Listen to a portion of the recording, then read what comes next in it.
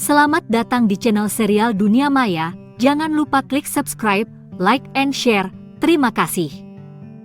Bab 751. Dapat melarikan diri dari kematian adalah sesuatu yang menggerakkan bagi semua orang.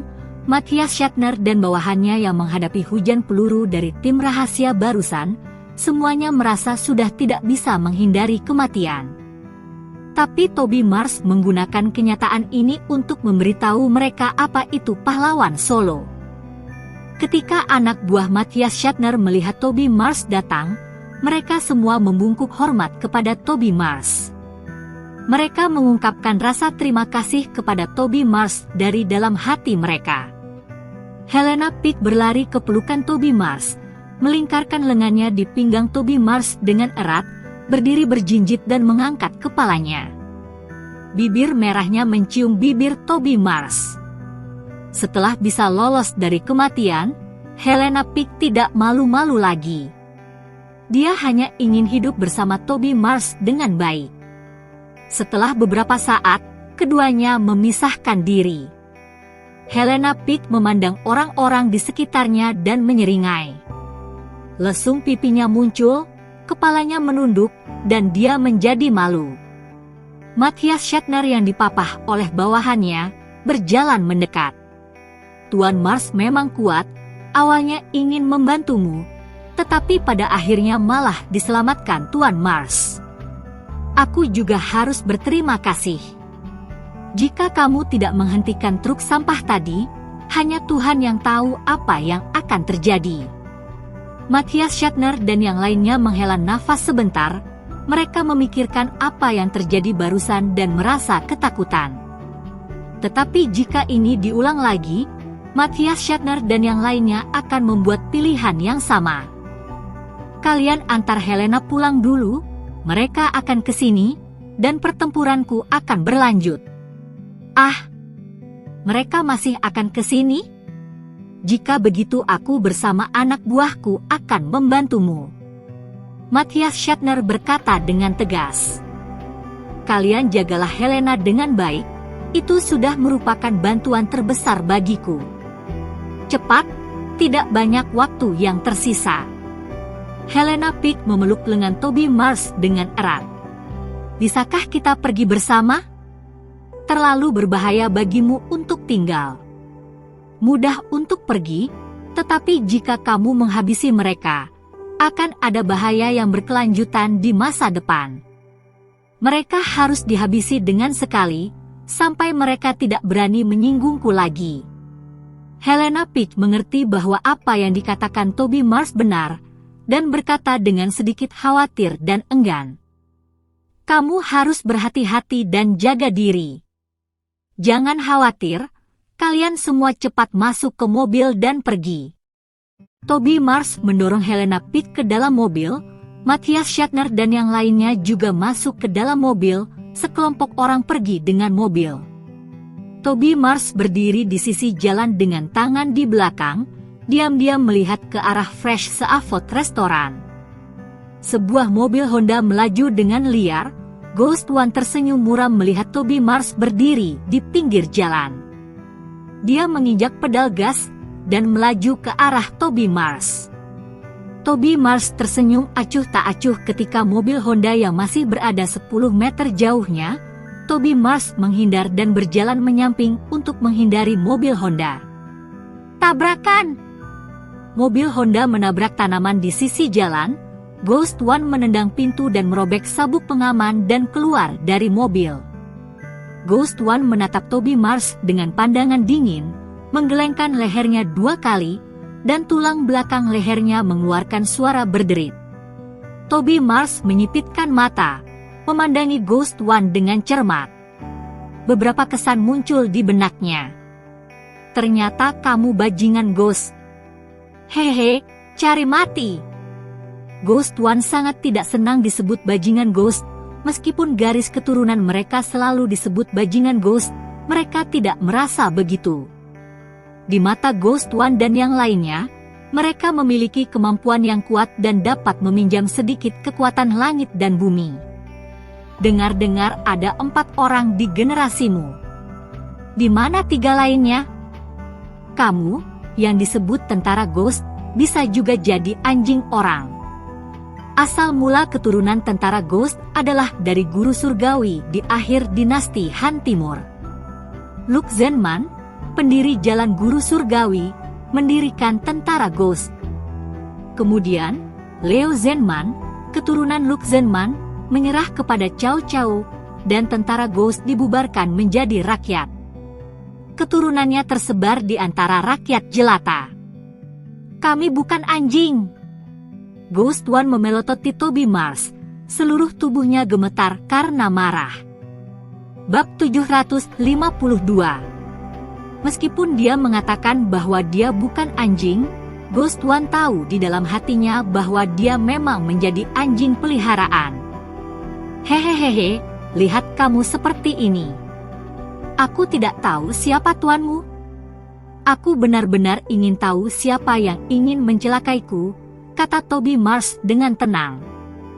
Ketika kamu menjadi mayat, aku tentu saja akan kasih tahu kamu.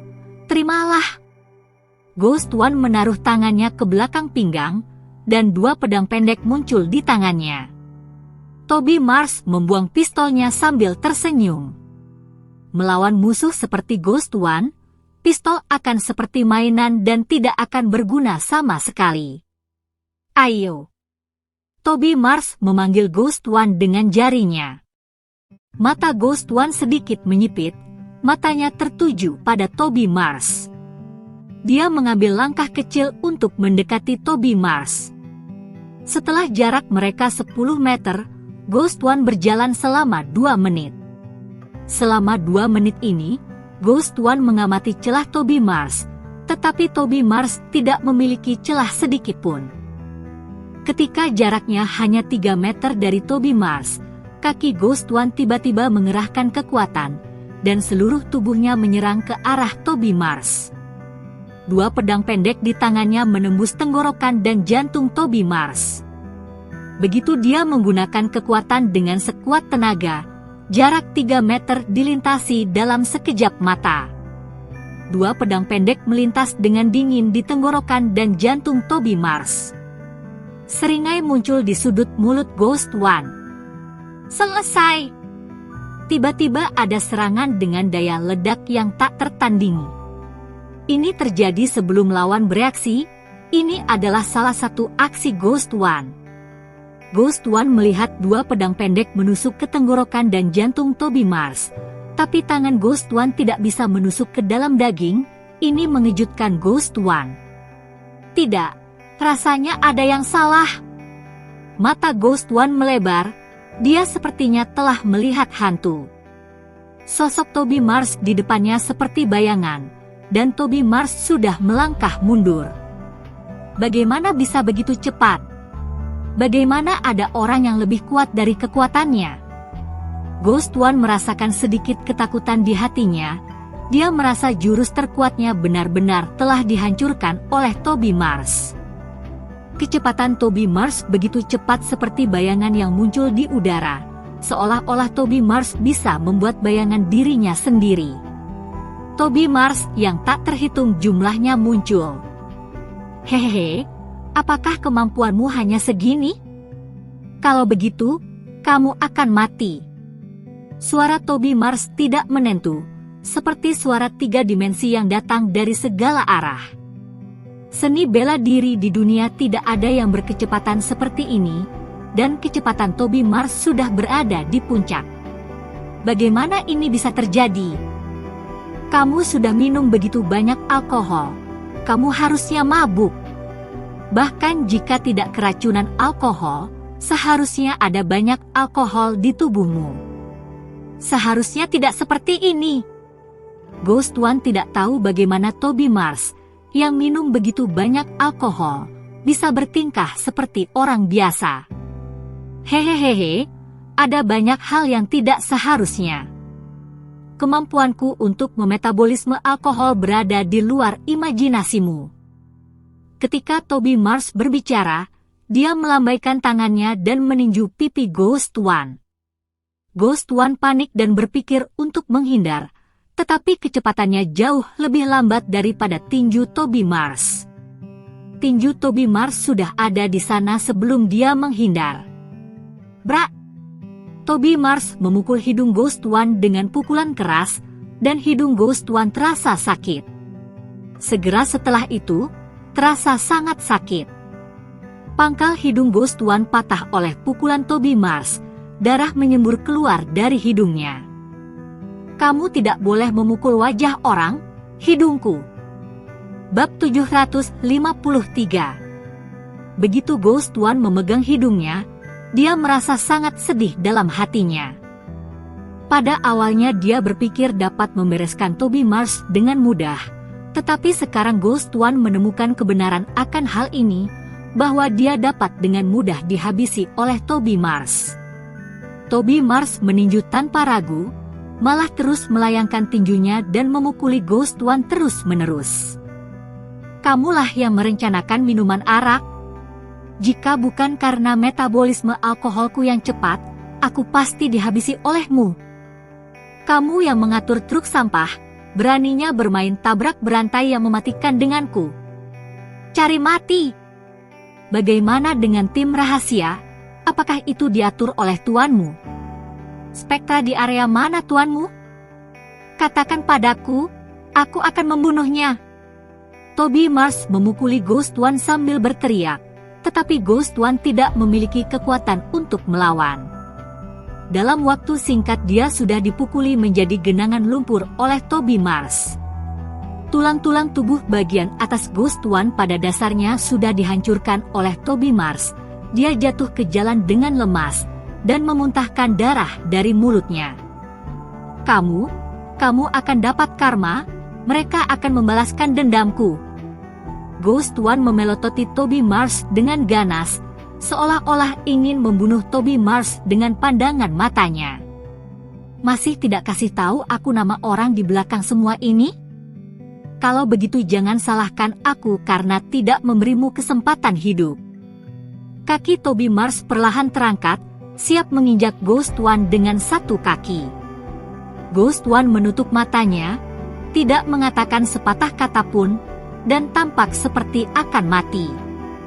Toby Mars mencibir, dan kakinya yang terangkat jatuh dengan keras. Terengah! Ghost One memuntahkan seteguk darah, sorot matanya berangsur-angsur redup, dan nafasnya berangsur-angsur menghilang. Tuan ke-8 sedang duduk di kamar rumah sakit sambil merokok, ekspresinya sedikit gelisah. Bagaimana situasi Tuan muda di sana? Berita terbaru, rencana William Zook gagal, tim rahasia telah dihabisi oleh Tuan muda. Tuan ke-8 tertegun sejenak, dan kemudian tersenyum masam. Tentu saja tim rahasia akan dihabisi oleh Toby Mars.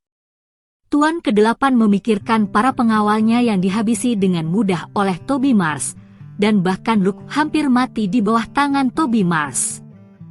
Tuan ke-8 memikirkan Luke yang terluka parah, merasa kepahitan di hatinya. Dia adalah salah satu kartu terpenting Tuan ke-8 yang dihabisi begitu saja.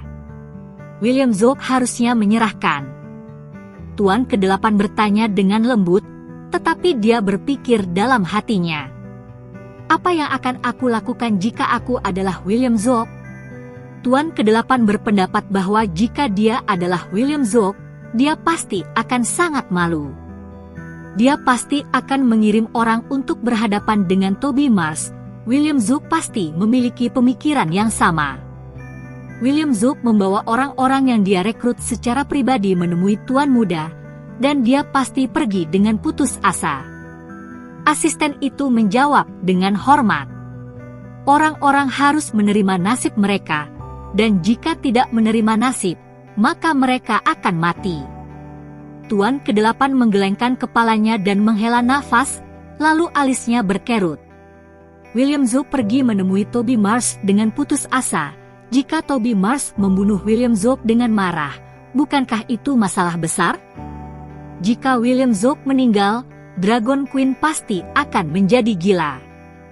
Pada saat itu, konflik antara Dragon Queen dan Toby Mars tidak bisa dimediasi. Kalau begitu, Aku harus berada di pihak yang mana? Jika berdiri di sisi Dragon Queen, bagaimana mendapatkan penawar racun pil pengejar jiwa? Jika berdiri di sisi Toby Mars, sudah pasti akan mati. Tuan ke-8 tercengang, ini adalah masalah hidup dan mati. Bab 754.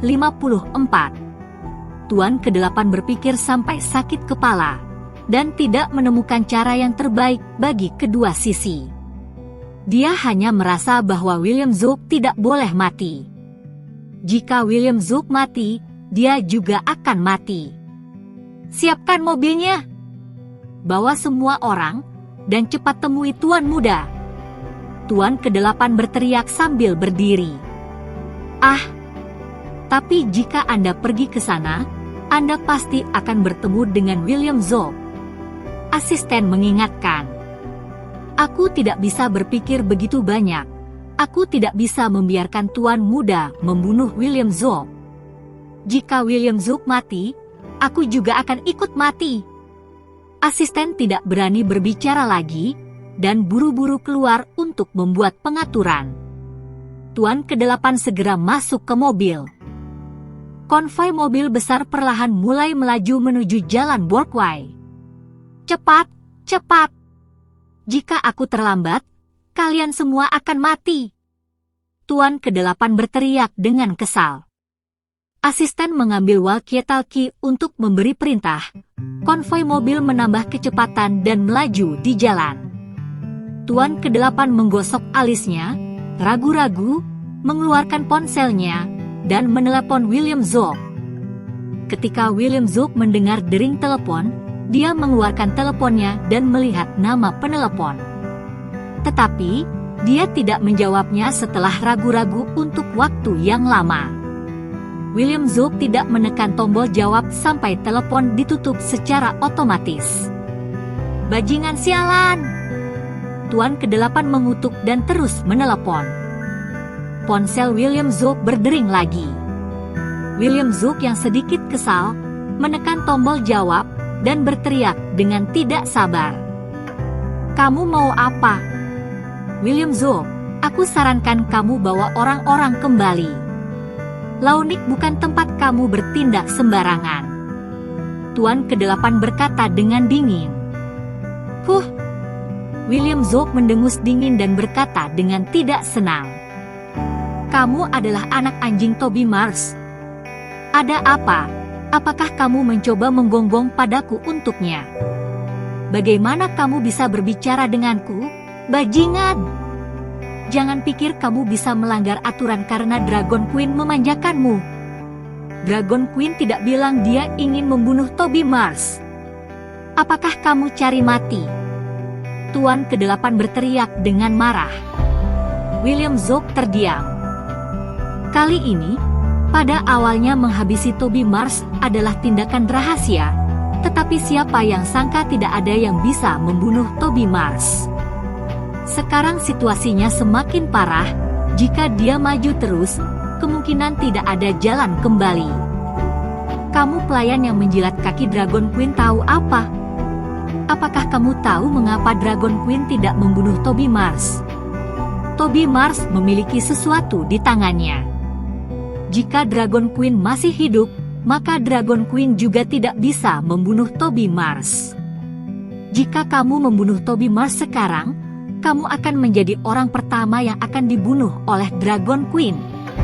Tuan ke-8 mengatakan setengah kebenaran, menduga bahwa William Zook harusnya bisa dibodohi. Bagaimanapun, William Zook hanyalah tahu permukaan saja.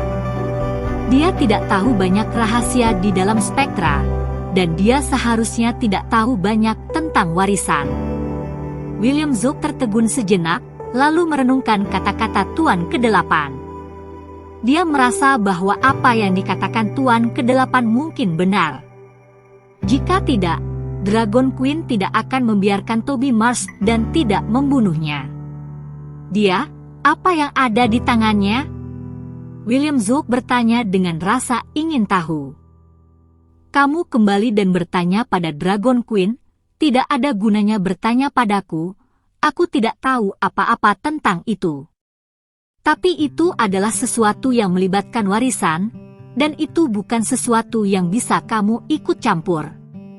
Jika kamu tahu diri, kamu bisa kembali dan melayani Dragon Queen dengan baik. Aku bisa berpura-pura tidak tahu apa yang terjadi hari ini. Ketika Tuan ke-8 melihat William Zook yang panik, nada suaranya menjadi lebih arogan. Dia ingin segera menundukkan William Zook dengan auranya. William Zook merenung sejenak, lalu menutup matanya dan berkata, "Aku akan memikirkannya lagi, kita bahas nanti." "Kamu masih memikirkannya? Jika kamu memikirkannya, kamu akan habis. Aku sedang menyelamatkanmu, orang-orang yang kamu kirim sudah mati. Kamu pikir Toby Mars adalah orang tidak yang berguna yang tidak bisa apa-apa. Sampah di bawah tanganmu bukan apa-apa, bukan lawan Toby Mars." William Zook mengerutkan kening dan berkata kepada penjaga Ghost 2 di sampingnya, "Apakah ada berita tentang Ghost One? Aku merasa Ghost One sudah mati." "Apa?" William Zook menatap Ghost 2 yang ada di sampingnya. Ghost 2 mengangguk dan berkata dengan nada rendah dan sedih, "Dia meninggal, sangat tidak rela. Aku bisa merasakan bahwa dia ingin kita membalaskan dendamnya." William Zook tahu bahwa keempat penjaga hantunya agak misterius. Meskipun telepati tidak dapat dijelaskan secara ilmiah, itu memang ada di antara mereka. "Bisakah kalian membalaskan dendamnya?" William Zook bertanya dengan gugup. Ghost One mati begitu cepat, William Zook tidak percaya bahwa Ghost 2 dan yang lainnya bisa menjadi lawan Toby Mars. Ghost 2 menggelengkan kepalanya. "Kita berempat mungkin bisa menang melawan Toby Mars. Tapi sekarang setelah Ghost One tidak ada lagi, metode serangan gabungan kita tidak akan berhasil, dan itu sama sekali bukan lawan Toby Mars." Hati William Zook benar-benar dingin. Jika dia bergegas ke sana, bukankah pergi mengantar nyawa? "Berbalik! Pulang dan tinggalkan Larnwick secepatnya!" William Zook berkata dengan panik. Mobil Mercedes-Benz berbalik dan melaju ke arah yang berlawanan. William Zook mengusap dahinya dan berkata, "Apakah kalian punya rencana untuk membalaskan dendam Ghost One?" Bab 755. Kami pasti akan membalas dendam, kekuatan kami tidak cukup. Tetapi selalu ada orang yang punya kemampuan, Ghost 2 berkata dengan tegas. William Zook sudah tahu dalam hatinya, Ghost 2 harus menemukan orang yang cukup kuat. "Oke, kamu bisa menghubungi orangnya ketika kita pulang. Jika kamu butuh sesuatu, beritahu aku secara langsung, aku pasti akan berusaha keras untuk mendukungmu." "Terima kasih, bos." Setelah Ghost 2 mengucapkan terima kasih, dia mengangkat teleponnya dan mulai mengirim pesan. William Zook memejamkan mata dan merasa bahwa perjalanan ke Larnwick ini sia-sia. Sangat sial, sehingga sebagian besar bawahannya hilang. Ini adalah kekuatan yang berhasil dikumpulkan oleh William Zook. "Toby Mars, aku akan balaskan dendam hari ini," William Zook berkata dengan getir. Konvoi mobil Tuan ke-8 berhenti dengan tegas. Tuan ke-8 tidak menunggu asistennya turun dari mobil untuk membantu membuka pintu, sudah mendorong pintu mobil dan berlari keluar sendiri. Ini bukan sikap yang seperti biasanya. Toby Mars sedang merokok di samping Mercedes-Benz Matthias Shatner yang rusak. Ketika dia melihat Tuan ke-8 berlari, dia berkata sambil tersenyum, "Tuan ke-8, mengapa kamu di sini?"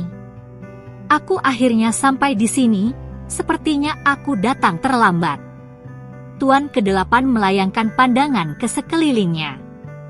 Tuan ke-8 melihat mayat di tempat kejadian, sudut matanya berkedut.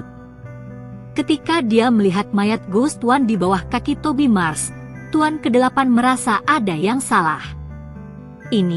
Apakah itu Ghost One?" Tuan ke-8 bertanya dengan suara rendah. "Iya."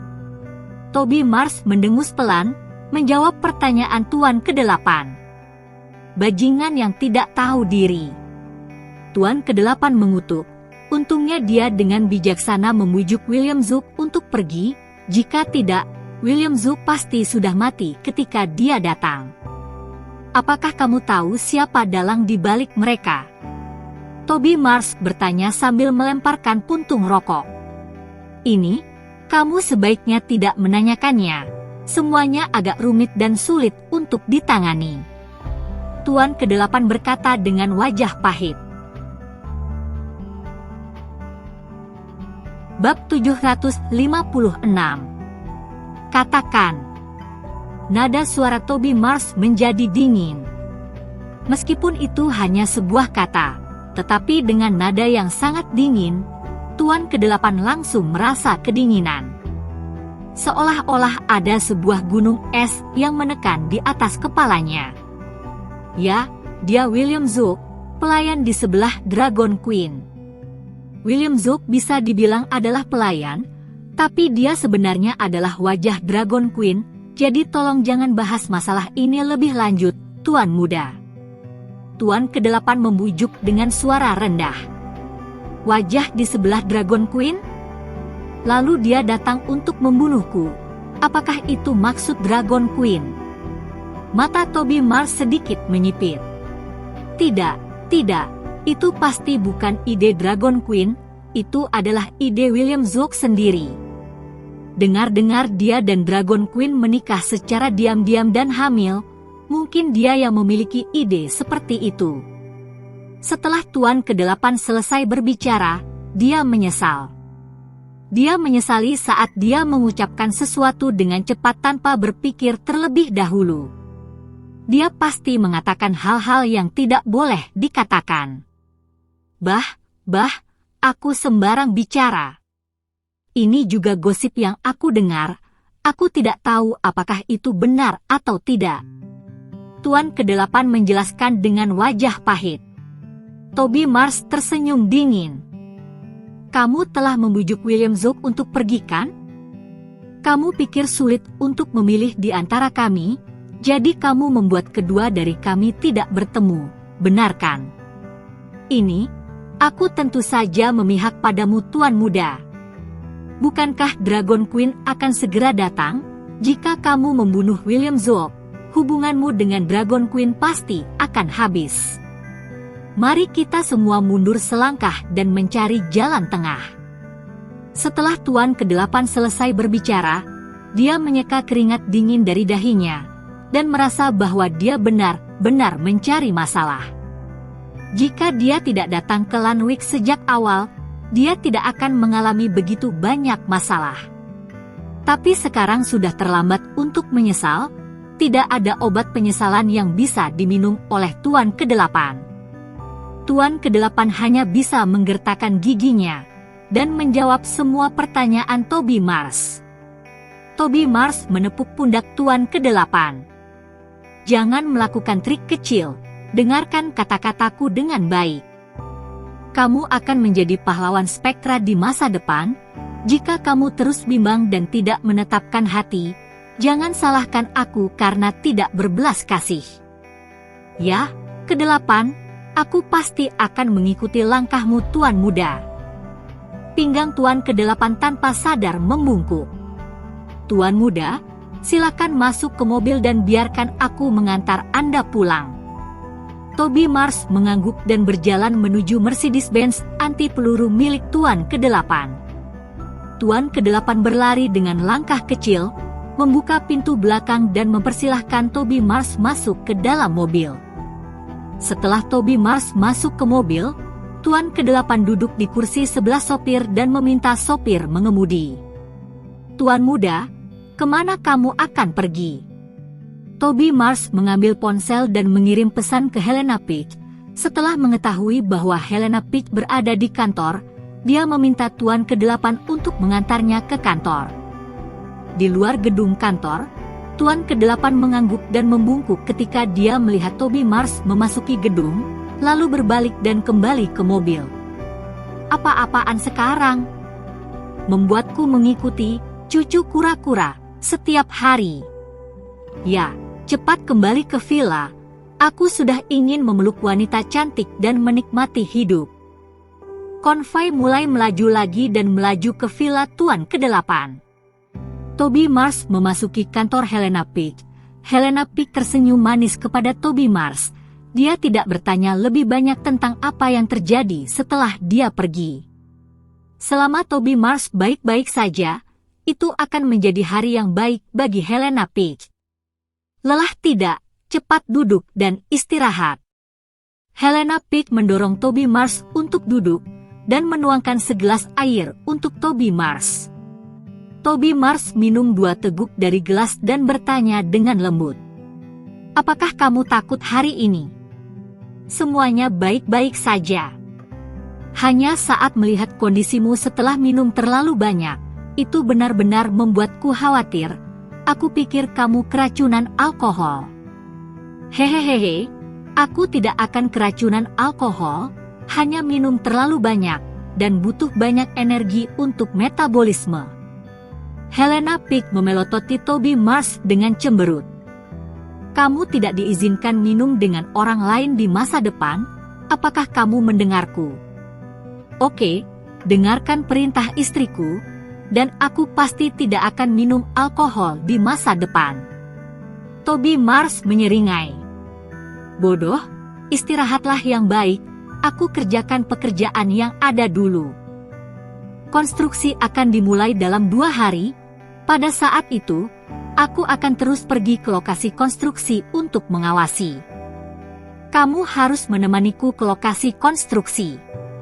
Toby Mars mengangguk, menyentuh dagunya dan berkata, Sudahkah kamu memilih perusahaan konstruksi?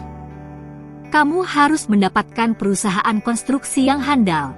Dengan begitu bisa menghilangkan banyak kekhawatiran. Paman pertama yang memilih perusahaan konstruksi, aku tidak bisa mengatakan apapun, itu saja. Bab 757.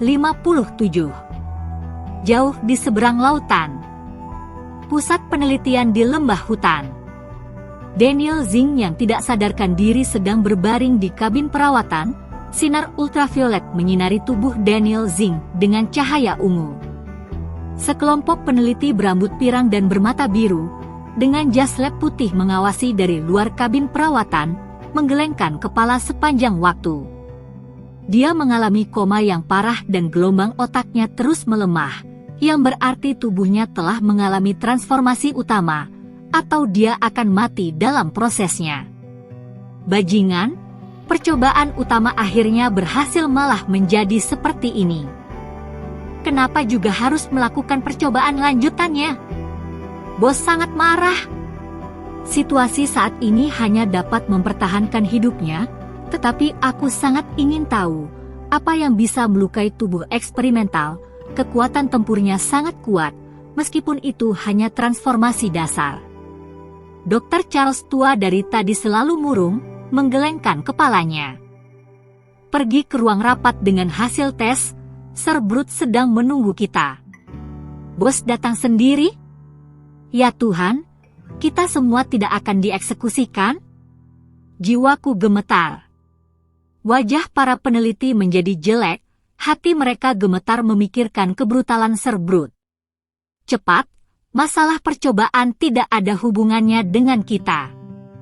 Jika bos ingin melampiaskan amarahnya, harusnya melampiaskannya pada monyet berkulit kuning itu. Kata-kata Dr. Charles menenangkan suasana hati semua orang. Sekelompok orang diam-diam mengikuti Dr. Charles ke ruang rapat. Setelah melewati serangkaian pintu besi dan diperiksa beberapa kali, Dr. Charles dan yang lainnya memasuki ruang rapat yang dijaga ketat. Sir Brute berambut abu-abu sedang duduk di sofa dengan mata tertutup.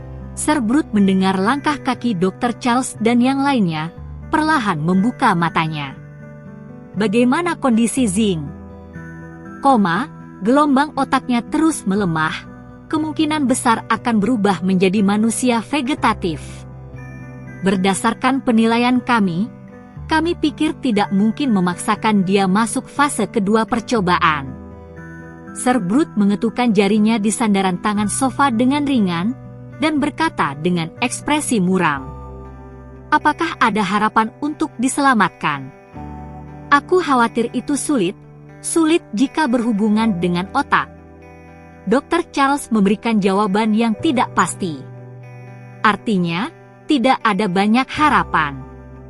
Tubuh eksperimen harus dikeringkan. Kalian dapat mempelajari sebanyak mungkin bagaimana fungsi fisiknya meningkat. Kemudian masuk ke percobaan fase kedua. Catatan data tes di detail, yaitu, biarkan dia menyelesaikan misi ini. Dr. Charles dan yang lainnya membeku. Ini artinya mengabaikan hidup dan mati Daniel Zheng. Namun, jika dipikirkan, Daniel Zheng hanyalah tubuh percobaan.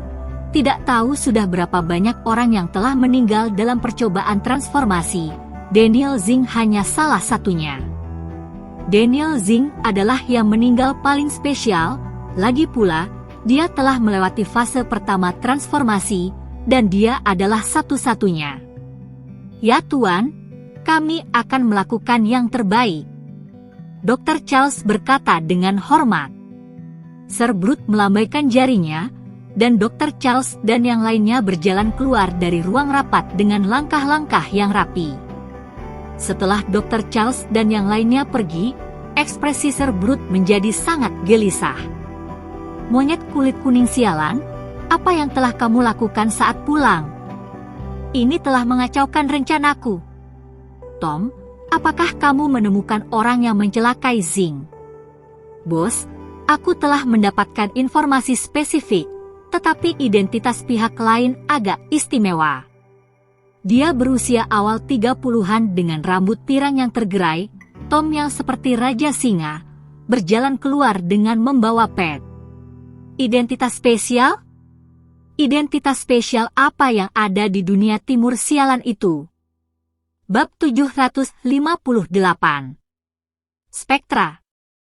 Sir Brute berhenti sejenak saat dia melambaikan tangannya ke udara, dan matanya berkilat kaget. Sialan! Siapa orang dari Spektra yang melakukannya? Tom menyerahkan pad kepada Sir Brute, yang memperlihatkan foto Toby Mars. Kemudian Sir Brute mulai menggeser ke bawah untuk membaca informasi. Setelah membaca semua informasi dan merangkum situasi pada hari kecelakaan Daniel Zheng, mata Sir Brute berkedip. Tuan muda Spektra yang dulu ditinggalkan sekarang menjadi pewaris Spektra? Tetapi bahkan jika dia mengambil alih Spektra, dia seharusnya tidak merusak eksperimenku. Bos, aku pikir ini adalah kesempatan. Perintahkan orang untuk menculiknya. Jika ada dia, kita bisa bernegosiasi dengan Spektra. Aku rasa ada beberapa buku dari timur yang akan sangat membantu eksperimen kita, tetapi semua buku itu ada di dalam gudang Spektra. Sir Brute merenung sejenak, membuka matanya dan berkata, "Mari kita coba dulu, lokasi kompetisi tinju hitam internasional terbaru belum ditentukan, kamu bisa mengaturnya di Larnwick dan cari cara agar Toby Mars masuk ke arena." "Hei, aku akan mengaturnya sekarang." Kompetisi tinju hitam internasional dengan Wilf yang berpartisipasi pasti sangat menarik. Dia adalah pria garang yang telah memenangkan kompetisi tinju hitam internasional selama 10 tahun berturut-turut. Tom pergi dengan senyuman dan mulai mengatur kompetisi tinju hitam internasional. Di tengah malam, Matthias Shatner terbangun oleh dering telepon. Matthias Shatner melihat nomor penelepon yang aneh yang muncul di ponsel, tercengang, dan segera menyadari bahwa itu adalah nomor telepon luar negeri. Sialan, bagaimana bisa ada panggilan luar negeri? Aku tidak kenal orang asing. Matthias Shatner bergumam, tetapi tetap menekan tombol jawab. "Hei, apakah ini Tuan Matthias Shatner?" Bahasa lokal yang diucapkan dengan baik membuat jiwa Matthias Shatner kesurupan. Dia melihat nomor penelepon lagi, itu memang nomor telepon luar negeri. "Iya, aku, siapa kamu?" "Saya adalah penyelenggara kompetisi tinju hitam internasional. Saya ingin memperluas bisnis kompetisi tinju hitam internasional di negaramu, kami pada dasarnya telah menetapkan kompetisi tinju internasional tahun ini akan diadakan di Larnwijk. Saya ingin tahu, apakah Anda berminat untuk menjadi tuan rumah? Matthias Schattner tertegun sejenak, kemudian jantungnya berdetak kencang karena gembira. Menjadi tuan rumah kompetisi tinju hitam internasional adalah hal yang besar. Tidak hanya dapat meningkatkan status dan reputasi, tetapi yang lebih penting bisa menghasilkan banyak uang. Setelah kegembiraan, Matthias Schattner menjadi tenang dan bertanya dengan ragu. Mengapa kamu mengaturnya di Larnwijk? Jangan-jangan kalian adalah pembohong. Tuan Schattner terlalu banyak berpikir. Kami punya tim khusus dengan kontrak formal untuk berkomunikasi dengan Tuan Matthias secara mendalam. Saya hanya memberitahu Tuan Matthias terlebih dulu. Mengapa kalian melakukan ini? Atau, manfaat apa yang kalian dapatkan dari ini? Matthias Schattner bertanya. Untuk menjaga adanya pembaharuan dalam persaingan kompetisi tinju hitam internasional, perlu muncul wajah-wajah baru. Menurut prediksi kami, jika ada pendatang baru dari timur yang misterius, maka persaingan akan semakin ketat dan menarik. Siapa yang ingin kamu masukkan dalam kompetisi? Matthias Schattner mengerutkan kening, samar-samar merasa bahwa mungkin Toby Mars. Kami mendapat video pertarungan seorang pria bernama Toby Mars di Larnwijk. Setelah menontonnya, Departemen Teknis berpikir, dia memiliki potensi besar dan ingin memintanya berpartisipasi dalam kompetisi tinju hitam internasional tahun ini, maka hak tuan rumah untuk kompetisi tinju hitam internasional tahun ini diberikan kepada Anda. Bab 759. Benar saja, datang karena Toby Mars. Matthias Schattner terkejut, dan wajahnya berubah suram. Jadi, saya harus memikirkannya terlebih dahulu. Kemudian saya akan memberi Anda jawaban setelah memikirkannya. Hehehe, tentu saja kami akan memberi Tuan Matthias waktu untuk memikirkannya. Tetapi Tuan Matthias, kamu tidak punya banyak waktu untuk memikirkannya. Saya berharap menerima balasan sebelum jam 12 siang. Pasti. Matthias Schattner berkata dengan acuh tak acuh. Aku tidak akan memberikan jawaban. Dia akan memberitahu Toby Mars tentang ini saat fajar. Dia tidak akan menyetujuinya. Orang yang di sisi lain telepon sepertinya tahu apa yang dipikirkan Matthias Schattner dan berkata sambil mencibir. Ngomong-ngomong, ada email di kotak suratmu. Kamu bisa melihat baik-baik video di email dan membuat keputusan setelah menontonnya. Pihak lain menutup telepon, dan Matthias Schattner mengangkat alisnya. Video? Video macam apa yang bisa kamu rekam? Palingan videoku tidur dengan wanitaku. Jika kamu mau, kamu bisa menyebarkannya. Matthias Schattner bergumam, tetapi masih masuk ke email di ponselnya. Benar saja ada email terbaru di kotak surat. Matthias Schattner mengklik email dan melihatnya, tidak ada isi surat di email, hanya ada file video di lampiran email. Matthias Schattner mengunduh video dan mengkliknya.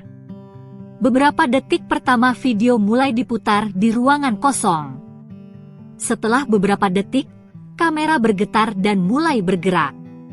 Saat kamera bergerak, wajah yang familiar muncul di mata Matthias Schattner. Putra Matthias Schattner diikat ke kursi, tubuhnya penuh luka, dan wajahnya sangat pucat. Schattner, ini video untuk ayahmu. Kamu tersenyumlah, sapa ayahmu dan katakan padanya keadaan kita. Putra Matthias Schattner tersenyum pahit dan berteriak dengan menyedihkan. Ayah, selamatkan aku, kamu harus menyelamatkanku, atau mereka akan benar-benar membunuhku.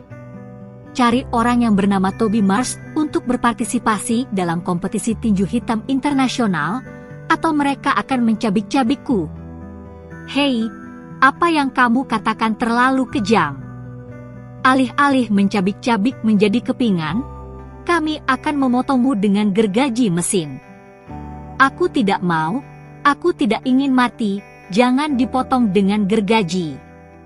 Ayah, kamu harus menemukan cara untuk menyelamatkanku, kamu hanya punya satu putra, jangan tinggalkan aku sendiri. Video berakhir dengan tiba-tiba. Matthias Shatner sangat emosional, dia mengangkat selimut dan bangun dari tempat tidur, terengah-engah saat dia berbalik. Matthias Shatner merasa sangat marah karena putranya diculik dan digunakan sebagai ancaman. Tetapi ketika dia berpikir dia adalah putranya sendiri, Matthias Shatner merasakan sakit di hatinya. Apa yang harus aku lakukan? Mereka adalah sekelompok bajingan. Jika aku tahu ini akan terjadi, aku tidak akan membiarkan anakku pergi ke luar negeri. Bajingan! Matthias Shatner duduk dengan kesal, tangannya diselipkan ke rambutnya dan menarik rambutnya dengan keras. Setelah ragu-ragu dalam waktu yang lama, Matthias Shatner merasa bahwa dia tidak dapat membuat keputusan apapun. Jadi dia berpikir bahwa dia harus menunggu sampai pagi dan mencari Toby Mars. Masalah ini masih tergantung pada sikap Toby Mars. Jika Toby Mars tidak mau berpartisipasi dalam kompetisi tinju hitam internasional, Matthias Shatner hanya bisa mencari cara lain. Hubungi Howard? Diperkirakan ini adalah sesuatu yang bisa diselesaikan oleh Howard. Matthias Shatner sedang berbaring di sofa dengan kesal, dia tetap terjaga sampai fajar, memikirkan hal ini. Begitu fajar menyingsing, Matthias Shatner bergegas ke lantai bawah rumah Toby Mars. Pada pukul 8 pagi, Matthias Shatner menebak bahwa Toby Mars harusnya sudah bangun, dan kemudian dia mengeluarkan ponselnya dan memutar nomor Toby Mars. Toby Mars sedang sarapan ketika dia mendengar dering ponselnya, dan melirik nama penelepon dengan bingung. Nama penelepon adalah Matthias Shatner. Toby Mars sedikit mengernyit dan menjawab telepon. Shatner, ada apa? Bab 760. Tuan Mars, saya dalam masalah besar. Saya membutuhkan bantuan Tuan Mars untuk mendapatkan jalan keluar. Matthias Shatner berkata dengan suara serak. Kamu ada di mana? Saya ada di bawah rumah Anda. Sebentar, aku akan ke sana. Toby Mars menutup telepon, bertanya-tanya masalah besar apa yang bisa terjadi pada Matthias Shatner. Mungkinkah ada orang lain yang ingin merebut wilayahnya? Patricia Higgins memelototi Toby Mars. Apakah kamu akan pergi keluar dengan teman sialanmu? Kamu adalah seorang gelandangan yang menganggur, jangan berpura-pura menjadi orang besar yang punya banyak uang. Lakukan pekerjaan rumah dengan patuh di rumah. Bu, Toby Mars pasti ada urusan makanya keluar, jadi jangan mencari masalah. Helena Pick meyakinkan ibunya. Dia bisa punya urusan apa? Dia pria yang tak berguna yang berada di rumah sepanjang hari. Dulu dia tahu melakukan pekerjaan rumah, tapi sekarang dia sudah terbiasa. Dia bahkan tidak melakukan pekerjaan rumah lagi. Nada bicara Patricia Higgins menjadi semakin tidak puas. Toby Mars makan 2 suap sarapan dengan cepat, dan berkata kepada Helena Pick. Istriku, Matthias Shatner ada masalah, aku akan turun dan melihat dia punya masalah apa dulu. Makanlah perlahan, dan aku akan mengantarmu bekerja nanti. Ya, kamu pergilah. Toby Mars bangkit dan pergi. Patricia Higgins memelototi punggung Toby Mars dengan marah. Helena, tidakkah kamu merasa Toby Mars semakin kelewatan? Kamu harus mendisiplinkannya dengan baik, beritahu dia aturannya, jangan biarkan dia seenaknya setiap saat. Patricia Higgins memarahi. Bu, aku mengerti, kamu tidak perlu khawatir tentang itu, jawab Helena Pick. Patricia Higgins menghela nafas tak berdaya, mengetahui bahwa Helena Pick tidak mendengarkan kata-katanya. Toby Mars berjalan keluar dari gedung dan melihat Matthias Shatner berdiri di samping Mercedes-Benz dengan kepala menunduk dan segera berjalan mendekat. Matthias Shatner melihat Toby Mars kemari, segera memegang tangan Toby Mars, seolah-olah dia telah melihat penyelamatnya. "Tuan Mars, saya minta maaf telah mengganggu Anda pagi-pagi, tapi saya benar-benar tidak punya pilihan." Wajah Matthias Shatner cemas. Pria yang dulunya kokoh seperti besi, tetapi sekarang lingkaran matanya merah, dan air matanya hampir jatuh. "Jangan khawatir, kamu bisa bicara pelan-pelan kalau ada masalah," Toby Mars berkata dengan lembut, mengurangi kegugupan Matthias Shatner. Matthias Shatner menarik nafas dalam-dalam, membuka pintu Mercedes-Benz dan berkata, "Ayo masuk ke mobil dan bicara." Toby Mars mengangguk dan masuk ke Mercedes-Benz. Matthias Shatner mengikuti dan masuk ke mobil, mengeluarkan ponselnya dan mengklik video, agar Toby Mars melihatnya. Toby Mars berkata dengan tenang, "Mereka menculik putramu untuk memintaku berpartisipasi dalam kompetisi tinju hitam internasional. Ya, saya menerima telepon dari luar negeri jam 2 pagi. Pihak lain bilang pada saya untuk menjadi tuan rumah turnamen tinju hitam internasional, dengan syarat Anda harus berpartisipasi dalam kompetisi. Saya pikir pasti tidak akan melakukan hal seperti itu, jadi saya hanya menjawab dengan seadanya, tetapi dia langsung bilang bahwa dia mengirimkan email dan minta saya melihat video di email, yaitu video ini.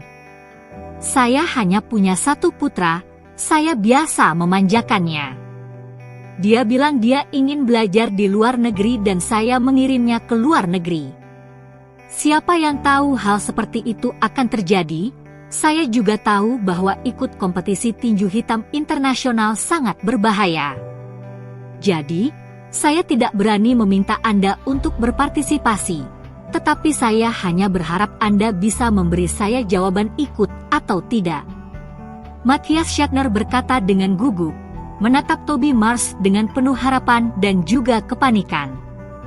Toby Mars tidak memikirkannya sama sekali, dan berkata dengan tegas, "Ikut."